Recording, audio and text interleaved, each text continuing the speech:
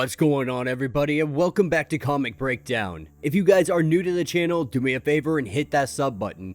Hit that notification bell, make sure you're not missing any of the awesome content we have coming out. Now, with this video, we are jumping into Venom issue number 2. Now, if you didn't catch issue number 1, go ahead, check out the link in my description, as well as the top of this video.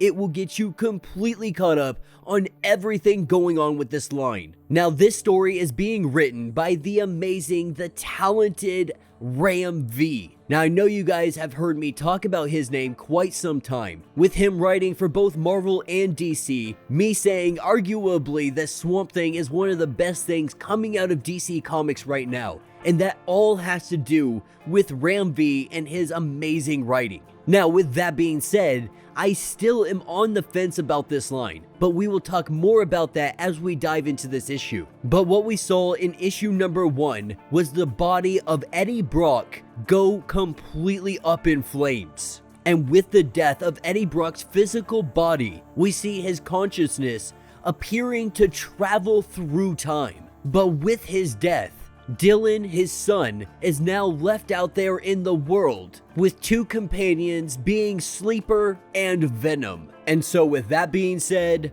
let's dive into this breakdown. Alright gang, so as we dive into this issue, we are picking up with Dylan remembering everything that just transpired. With Eddie Brock's dying breath, he tells his son one last thing: do not bond with the symbiote. Now, we know that didn't happen. An entire army comes down on this hotel room, killing Eddie Brock, with Venom coming in a quick hurry, watching this entire time, looking over Dylan. He bonds with him to protect him, making quick work of all of these what appear to be military, maybe private contract individuals. And Venom lets him know that there is no going back. Eddie Brock is now dead. He is nothing but dust in the wind. And the only thing they can do now is move forward. And so we pick up with Dylan, Sleeper, and Venom currently on a train making their way across the land, heading off to a destination that his father had given him. But more than anything right now, Dylan, he's upset. He just watched his father die, and he asked Venom, why? Why did you save me, and why didn't you save my father? You could have saved him if you actually tried to. And Venom lets him know that he did exactly what he thought Eddie Brock would do. Thinking to himself, what would Eddie do in this situation? Eddie would save Dylan's life no matter the cost. And so that is exactly what he did. And so the three of them, they traverse the landscape, and we hear a voicemail from his father. The last voicemail his father had ever left him, really telling him that he's sorry. He's sorry that he ever put him in danger, for having to experience everything that he has had to see. And yet again, Dylan is paying the price for the things that Eddie has to do. Even when he is essentially a god, he can't seem to lift the world from his shoulders, telling him that he will explain all of this when he finally meets up with him yet again, asking him more than anything to just believe in him, wanting him to be careful, letting him know his mistakes will hound his every step, telling him, if you take anything from me, let it be this: that I made a lot of mistakes, more bad choices, more bad than good at the end of the day. Being too headstrong, being too angry for his own good. He was him. He was Eddie Brock. But he made him. He made Dylan. And that is what gives him hope. Letting him know if they do not see each other by the time he hears this, that he wants him to go to Max's Diner outside of Clarksfield and ask for somebody named Archie Lyle, an old friend from his reporting days. Because if anybody knows how to get him off the grid, it's gonna be Archer. And so with the three of them making their way to the diner, they go inside, they get some food, they ask around for Archer, but there is absolutely no one here by that name. And the waitress has no clue who that is. And so not really knowing where to go, what to do, they sit here, they drink the coffee, they eat the food, and on the TV, what we see is Senator Crane. Now, this is the son of the last senator, the one that we saw in the Extreme Carnage line. And after everything that happened and this new attack where it shows Venom just messing up soldiers left and right, we see this anti-symbiote really play out on a whole new scale. This anti-symbiote agenda, though you can't necessarily blame innocent people. The entire world had just been taken over by Null, the god of all symbiotes, taking over almost every single one of our heroes, no matter how much good they are currently doing out there in the universe. Because of Eddie Brock, they are still seen as the enemy. With everything that Extreme Carnage had done, with everything that Venom is being portrayed to do on the media, it does not look good for any symbiotes that are on planet Earth. And so letting them know in his father's memory, he will help Mayor Fisk and in any capacity as the new senator. And he's going to make it his mission to address this symbiote menace at the highest echelons of this power country, saying that he will not rest until every human being in this country is protected. Now, Sleeper lets him know that they should probably get moving. Having a lot of eyes on them, they really need to just get out of here. Not only that, they also need to ditch the cell phone because that's what Eddie would do at the end of the day, believing it's possible that he is being tracked. With Archer not anywhere in sight, we see him ditch the phone and the three of them, they take off. Now this is where we pick up with the Senator and Mr. Carlton Drake. Now this is a very political conversation, but it's a very important conversation for policies being laid down moving forward. With all of these symbiote threats popping up, with them making Venom look like the bad guy in the situation, with the Senator very upset with everything played out, how his father had been killed, so on and so forth. This gives the Life Foundation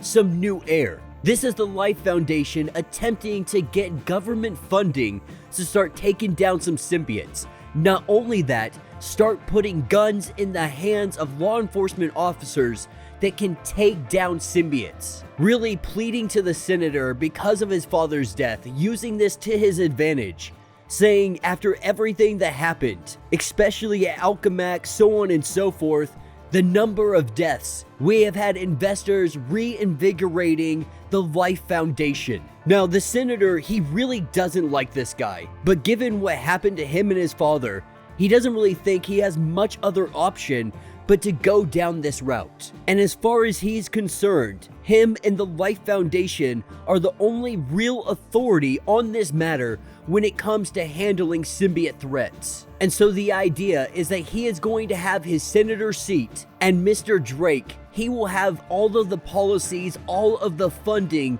that he is going to need for years to come. This is a sit down, a discussion for the war on symbiotes. Now that is where we pick up with Dylan. Making his way down the road, Sleeper quickly realizes that there is a scent that has been lingering for 3 blocks now. Because Dylan, he has eyes all over him. And they are here for Venom. They are here to take down the symbiote. Recognizing that they got a tail, they dip down into the alleyway. With them disappearing into the darkness, we see these teams move in on them, having giant gun nullifiers, something that's supposed to be able to take down the symbiotes. These guys go in, and they go in with full force. With them throwing in smoke, they look for any kind of movement, look for anything that might move so they can take it down. But in a split second, we see 3 of them grabbed by Venom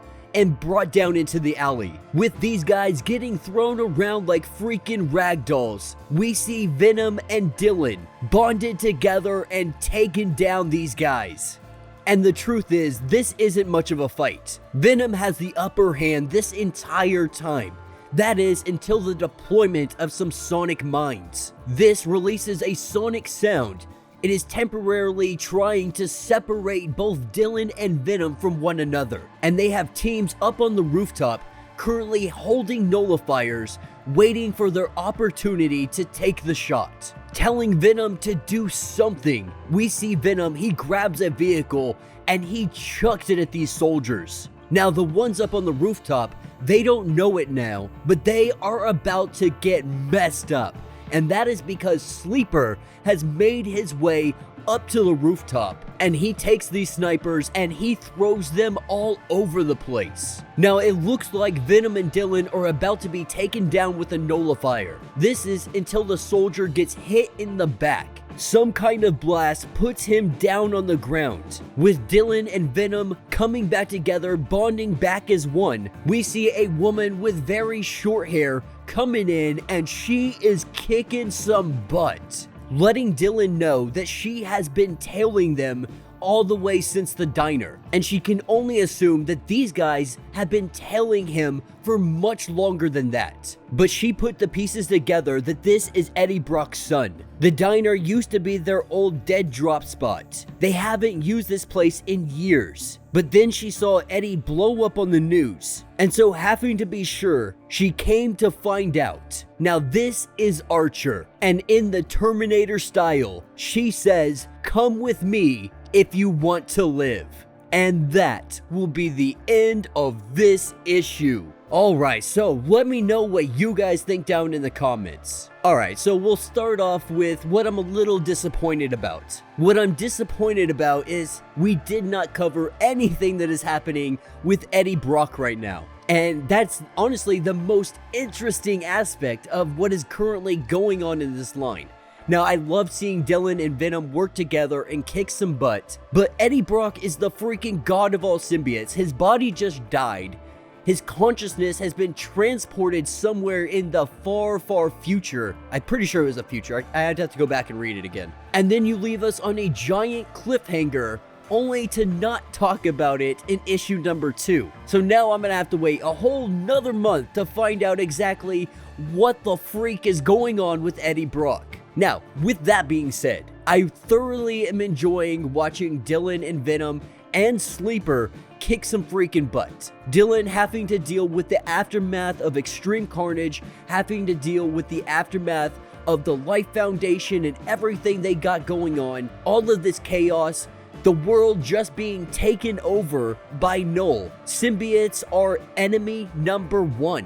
And with Venom making headline news, he has been the prime target this entire time. But it will be interesting to see this Archer character really start to develop, really start to play her part. We're gonna see Dylan going off grid and trying to figure out how to traverse this new world that he finds himself in without any of his father's help. So yeah, let me know what you guys think down in the comments. If you have not yet, do me a favor, hit that sub button, hit that notification bell, make sure you're not missing any of the awesome content we have coming out, and until the next breakdown.